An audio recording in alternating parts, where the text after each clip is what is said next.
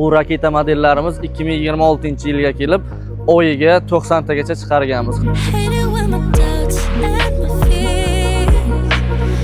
Atigi 5 ta dona motor, 5 ta dona miya va 2 ta dona palovoz o'q zapchas qilib sotganmiz. Balonni yaqindan ko'rishingiz mumkin. Hozir ko'rsatib o'tadilar. Juda baquvvat ishlangan balon bo'ladi. Suvga tushib, bir kunlab qolib ketgan motorlari shu jihatdan kuygan.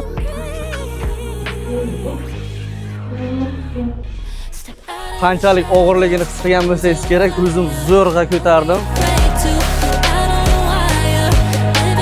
Juda kuchliroq bo'lganligi uchun ekonomik emas edi va juda kam kilometr yurib berardi. Hozir ekonomik variant olib qilganimiz uchun kilometr ham yaxshi probeg beryapti. Mana shu 3 ta yuragiga 1 yilgacha tekin servis va garantiyani beramiz. Va videoni oxirigacha kuzatib borsangiz 2026-2027 yil uchun qanaqa mototsikllar xarid qilish kerak to'g'risida o'zimni shaxsiy fikrimni berib o'taman. Assalomu alaykum Bovo Motors obunachilari va Bovo Motorsni obuna bo'lmasdan kuzatib borayotgan hamyurtlarimiz. Biz xalqimizda xizmat etishda davom etmoqdamiz. Biz bugungi mavzumiz xalqimiz ko'nglidan joy olgan raketa modelimiz haqida gaplashamiz va uning ukalari. Mana ko'rib o'tishingiz mumkin, uning ukalari to'g'risida suhbat olib boramiz. Va videoni oxirigacha kuzatib borsangiz 2026-2027 yil uchun qanaqa mototsikllar xarid qilish kerak to'g'risida o'zimni shaxsiy fikrimni berib o'taman. Obzorni boshlashdan oldin sizlarga shuni ma'lum qilmoqchiman. 2024-yilda raketa modelimizni birinchi olib ko'rganimizda atigi 60 dona olib ko'rganmiz va 1 yil ichida 365 kun ichida atigi 60 donani sotishga muvaffaq bo'lganmiz.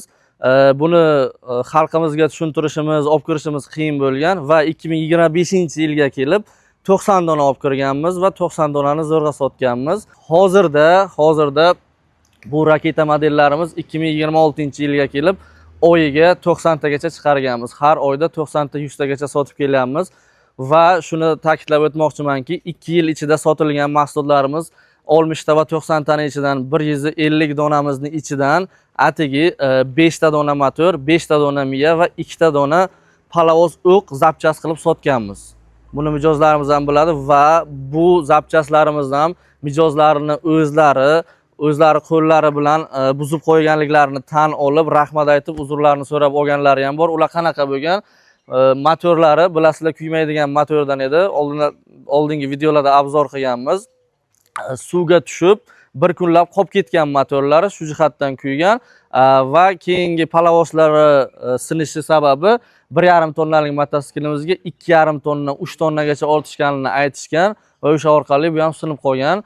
Bu ma'lumotlarni berdim va endi obzorni sekin boshlasak bo'ladi. Balonni yaqindan ko'rishingiz mumkin. Hozir ko'rsatib o'tadilar. Juda baquvvat ishlangan balon bo'ladi. Hozirda shiroki balon deb ko'rsatayotganlar bor. Ular juda po'kak bo'ladi va juda arzon balonlardan bo'ladi. Bu unaqa emas, bu simlik balon hisoblanadi. Narigi modelimizdan farqi faqat shu balonida farq qiladi. Hozirda o'tgan yilgi modellarimizdan farqini ham keltirib o'taman. Bunda ham yo'q.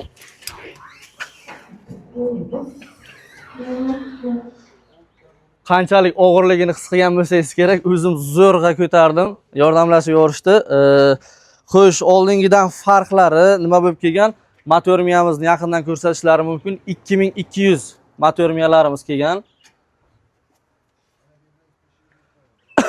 Motorimiz ham, miyamiz ham 2200. Oldingilari 2000 edi va qanaqa bo'lib kelgan? Ekonomik variant qildirib kelganmiz. Oldingilarda juda kuchliroq bo'lganligi uchun ekonomik emas edi va juda kam kilometr yurib berardi. Hozir ekonomik variant olib qilganimiz uchun kilometr ham yaxshi probeg beryapti.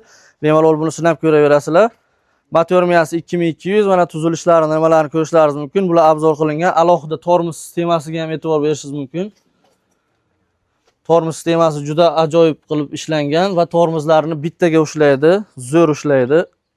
Bunga garantiyli ma'nosida keladigan bo'lsak agar, garantiya ma'nosida mana shu modelimizni har biriga boyatdan bejizga tayinlamadim, ukalari deb. Mana bu yerda 1 tonnalik raketa va 8 kilolik raketalarimiz bor. Bular raketalar, raketaning avlodi hisoblanadi. Bularning hammasiga garantiyani alohida aytib o'tmoqchiman. motoriga, miyasiga, reduktoriga o'zi eng yuradigan qismi va yuragi mana shu uchalasi bo'ladi. Mana shu 3 ta yuragiga 1 yilgacha tekin servis va garantiyani beramiz. Do'konlarimiz hududida olib kelinsa, servislarimiz tekin, joyimizga olib kelinsa, servislarimiz tekin va motor, miya, reduktor shu uchalasidan qaysi biri buzilsa, 1 yil ichida zavodskiy defektda biz almashtirib beramiz. Garantiyasi shundan iborat edi. Bu hammasiga amal qiladi. Hozir bu modelimizni obzor qilib o'tganmiz. Sizlar uchun tanish modelimiz va o'sha xuddi shu 1,5 tonnalik qalin baloni bu xuddi ikkalasi bitta narsa, faqat balonida farq qiladi. Bortini ma'lumot jihatdan aytib o'taman, 2 metrga 1.30. Bizlar uchun hozir yangilik va sizlar uchun yangiligi raketani 1 tonnaligi, 1 tonnaligini obzor qilamiz. Tashqi ko'rinishi mana ko'rishingiz mumkin. Bortlari juda mustahkam ishlangan. U ham juda og'ir.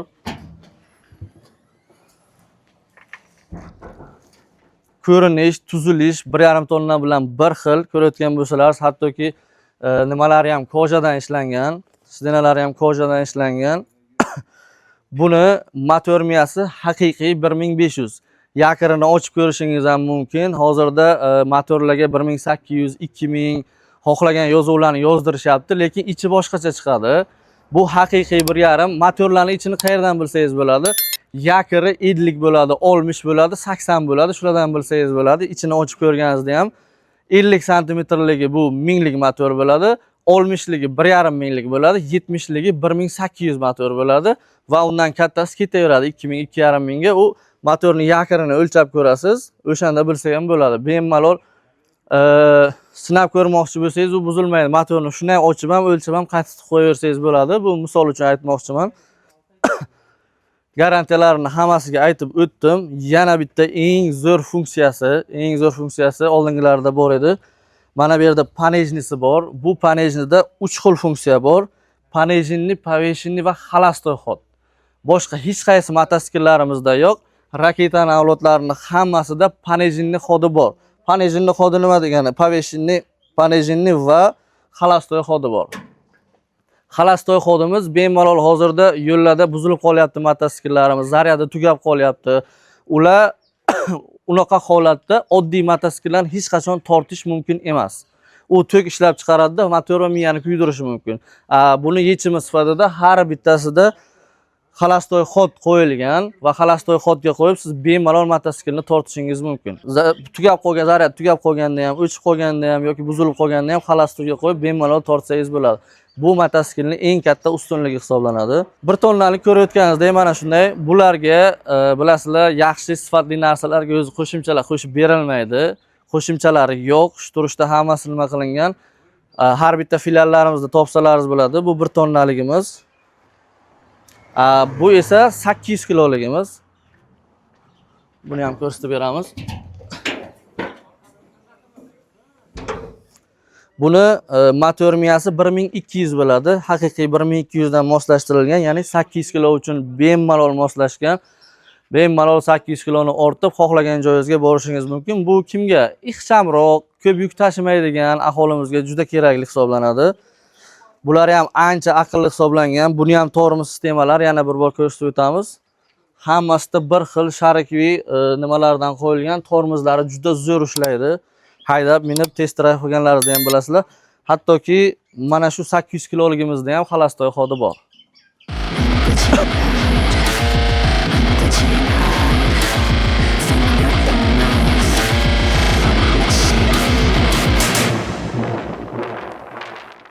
Keyingi o'zimni maslahatimni boshlayman. 2026-2027-yillarda qanaqa mototsikllarni olish kerak? Bu meni shaxsiy fikrim. Har kim yana o'zi xulosa qiladi. Bilamizki, 2026-yildan kelib moped, skuter, mana shunaqa hamma mototsikillarimizga, 2 balonli skuterlarimizga ham davlat raqamini taqish va prava nomer asosida haydash qonunlari joriy etildi. Bu hammaga ma'lum. Undan keyin hammasiga nomer taqib, prava bilan haydashimiz kerak bo'ladi va buni ham o'ziga yarasha summalari bor. Endi men bitta narsani hisoblab bermoqchiman. 12 million, 13 millionga 1 tonnalik mototsikl olyapmiz. Unga tasavvur qiling, 12 million, 13 millionga olyapmizda, unga 2 million, 3 millionga nomer olyapmiz. va uni haydayapmiz. Bu sal sifatsizroq motosikl olib qolsak, u 1 yilda kamida 1 marta buzilsa ham unga 1,5 million, 2 million xarajat qilyapmiz. Hammasini qo'shib chiqqanimizda 13 millionga 3 million nomer qo'shsak, 2 million so'm xarajatni qo'shsak agar 18 millionga yetib boryapti. Bu 1 yillik xarajatimiz. Va uni siz 1 yil minmasdan unga yana xarajatlar qilaversangiz va keyingi yilga sotmoqchi bo'lsangiz agar uni atigi yarim pulidan ham arzonga sotishingizga to'g'ri keladi va buni bitta hisoblab chiqsangiz agar menimcha sizga vigidroq bo'lib qolmaydi. O'sha maqsadda nima demoqchiman? Endi bu yo'g'iga nomer prava qilish kerak ekanmi? Shunga yarasha baquvvat zo'r motosikl, puliga arziydigan motosikl olishingiz kerak va u sizlarga butun umr xizmat qilsin va sotishingizga ham, keyingi etaplaringizga ham qulay bo'lishi kerak. Qaysi ma'noda? Masalan, yaxshi narsa qimmat bo'ladi. Yaxshi narsani olganingizdan keyin unga xarajat qilmasangiz, masalan, 18 million, 19 millionga motosikl oldingiz, lekin 1 yillab, 2 yillab umuman xarajat qilmadingiz. Tasavvur qiling, 12 millionga olyapsiz va u 18-19 millionga 1 yilga aylanyapti va siz sotmoqchi bo'lsangiz, atigi 7 million, 6 millionga sotyapsiz. Hamma bozor narxlarini ham biladi, ko'chada qo'shnilarini ham olgan biladi. Lekin tasavvur qiling, siz qimmat narsa olyapsiz 18 million, 19 millionga. Yana hech qanaqa xarajat qilmayapsiz 1 yil, 2 yil. Undan tashqari sotmoqchi bo'lsangiz ham agar yana 2 million, 3 million arzimagan, kamaytirilgan summaga sotib olyapsiz. Men maslahat berardim-ku, mana shu narsalarga e'tibor bo'lib, sifatli narsa oling. 1 million, 2 milliondan qochmanglar-da, sifatli narsa olinglar-da. Butun umr sizlarga xizmat qilsin, sizlardan keyin ham xizmat qilsin. Undan tashqari har qanday vaziyatda, ya'ni sotmoqchi bo'lganingizda ham sizni cho'ntagingizda zarar bo'lmaydigan darajada bo'lsin degan ma'noda aytmoqchi edim. Xullas, bundan xulosa qilib nima demoqchimiz? 2026-2027-yil keyingi yillarda motosikl olmoqchi bo'lsangiz, sifatli motosikl oling. Endi sifatli narsa qimmat bo'ladi, qimmat deyishlaringiz mumkin, lekinda iloji boricha maksimal harakat qilib sifatli olsangiz hech qachon achinmaysiz. Ikkinchidan garantiyalik narsa oling. Uchinchidan zapchasi borini oling. To'rtinchidan firma, ya'ni o'zi olib kiradiganlardan olishni maslahat beraman. Ya'ni hozirda shunaqa do'konlar ko'paygan, lekin ularga bugungi kun muhim. Ayrim do'konlar bor, to'g'ri farq qilishi mumkin. Xuddi shu bir xil tovar kimdadir 13 million sotyapti, o'zi olib kiradigan xarajati ko'p nima, lekin 12 millionga sotayotgan do'konlar bor. Ularni xarajati ham yo'q. Bu bir va ular bugunni o'ylaydigan insonlar.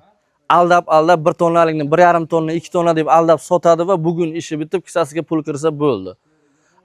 Haqiqiy firmalar bor, o'zi olib kiradigan firmalar va necha yildan beri xizmat qilib kelayotgan firmalar bor. Ular hech qachon bugunni o'ylamaydi. Chunki ular bugunning odami emas. Ular faqat kelajak sari boradi. 7 yillab, 8 yillab, 6 yildan beri olib kelayotganlar bor. Ular hech qachon sizga nima qila olmaydi. Bugunni o'ylab shunday sotib tamom xayrlasha olmaydi.